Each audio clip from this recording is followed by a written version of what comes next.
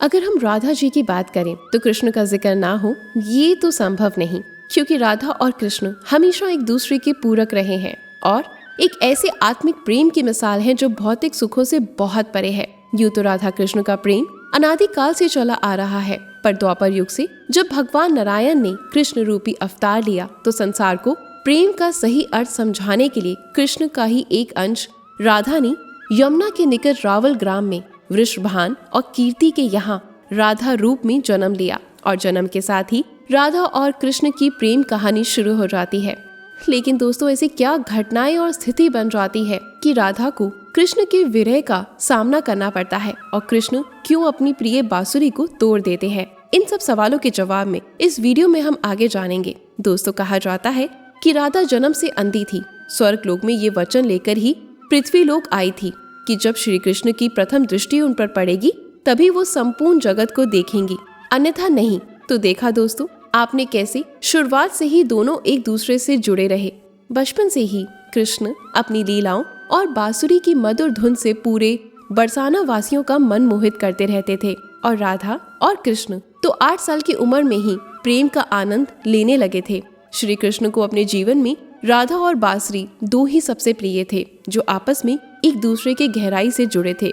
जब भी श्री कृष्ण बांसुरी बजाते राधा उनके पास दौड़कर चली आती और घंटों बांसुरी की धुन में मग्न रहती, जो उनके प्रेम को और ज्यादा बढ़ाता गया। वो यमुना नदी के तट पर बैठकर घंटों समय व्यतीत करते थे। उनका ये सुखद समय कुछ ही वर्षों का था, क्योंकि जैसे ही कृष्ण के मामा कंस को उनके वृंदावन में होने का पता चला, उन्होंने तुरंत ही कृष्ण को मथुरा में युद्ध का निमंत्रण दे दिया, जिसके लिए कृष्ण को अपनी यशोदा माँ और पूरे गांव के साथ राधा को भी छोड़कर जाना था।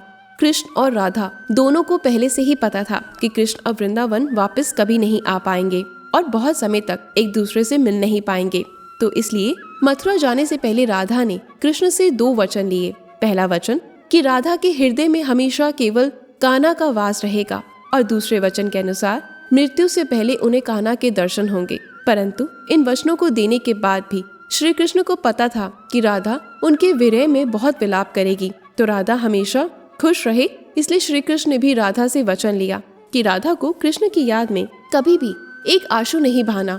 ये वचन लेने के बाद कृष्ण मथुरा की ओर बढ़ जाते, राधा वृंदावन में ही रह जाती, जिसके बाद राधा का वर्णन बहुत कम ही मिलता है। उसके बाद कृष्ण ने मथुरा जाकर कंस का वध किया और अपने माता पिता देवकी वासुदेव को मुक्त कराया और फिर उन्होंने मथुरा से आगे बढ़कर प्रजा की रक्षा के लिए द्वारका नगरी की स्थापना करी, जिसके बाद से उन्हें द्वारकाधीश कहा गया।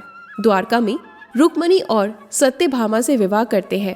साथ ही श्री कृष्ण की 16,108 रानियां थी, जिसमें से रुक्मणी कृष्ण की सबसे प्रिय पत्नी थी। उन्हें केवल कृष्ण की छवि को देखकर ही उन्हें अपने मन में बसा लिया था और कृष्ण से विवाह के लिए वो अपने भाई के विरुद्ध भी चली गई थी। प्रेम पत्र के माध्यम से कृष्ण को बुलाकर और कृष्ण के साथ भाग गई थी। फिर उन्होंने कृष्ण के साथ द्वारका नगरी में सुखपूर्वक अपना जीवन व्यतीत किया था और कृष्ण भी अपने दैवीय कार्यों में लुप्त हो गए थे। दोस्तों, आजकल के समय में हम भौतिक विवाह को ही सच्चे प्रेम का माध्यम मानते हैं, पर राधा और कृष्ण तो एक ऐसी मिसाल है जिन्होंने तो कभी विवाह ही नहीं किया, केवल मन और हृदय से एक दूसरे को प्रेम किया और उसी सच्चे प्रेम से एक दूसरे से हमेशा बंधे रहे। राधा और कृष्ण के प्रेम की बहुत सी अलग अलग कथाएं हैं और उनमें से एक प्रचलित कहानी ये भी है कि श्री कृष्ण कभी कभी सोते ही राधे राधे बोल पड़ते थे, जो श्री कृष्ण की रानियों को अच्छा नहीं लगता था।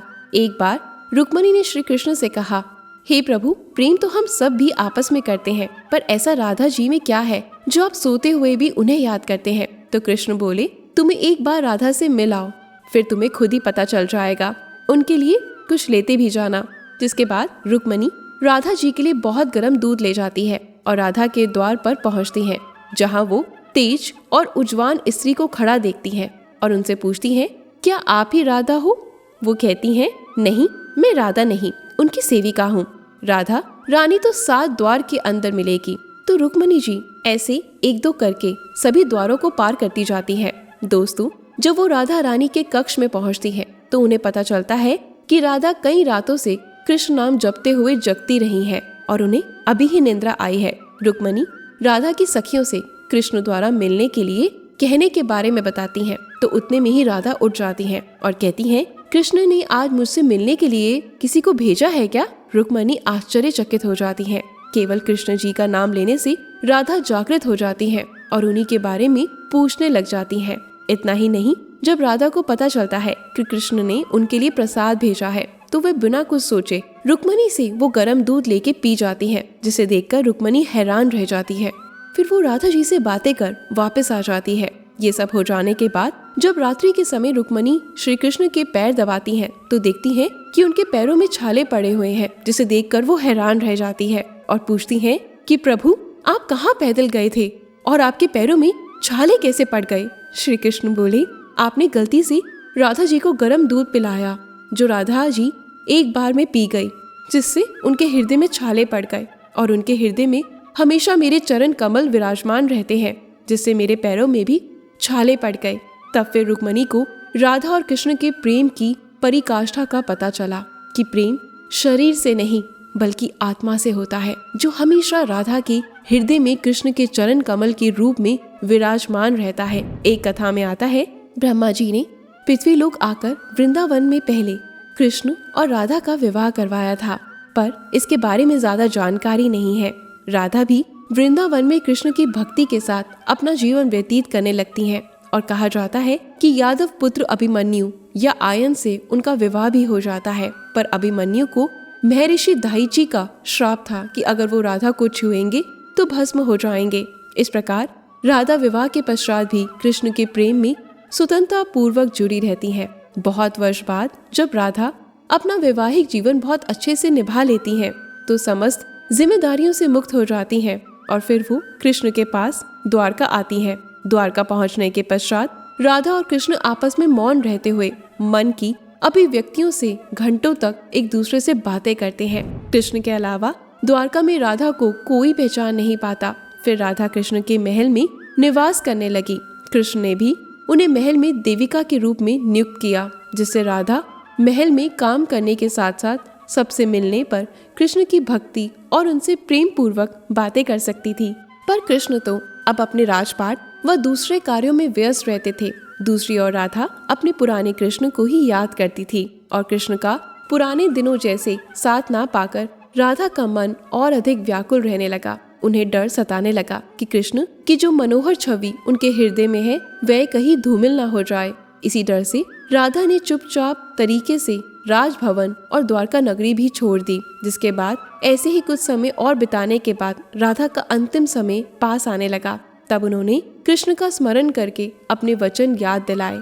राधा के स्मरण करते ही कृष्ण वहां दौड़े दौड़े चले आए, परंतु राधा की अत्यंत दयनीय स्थिति देखकर वे बहुत भावुक हो गए।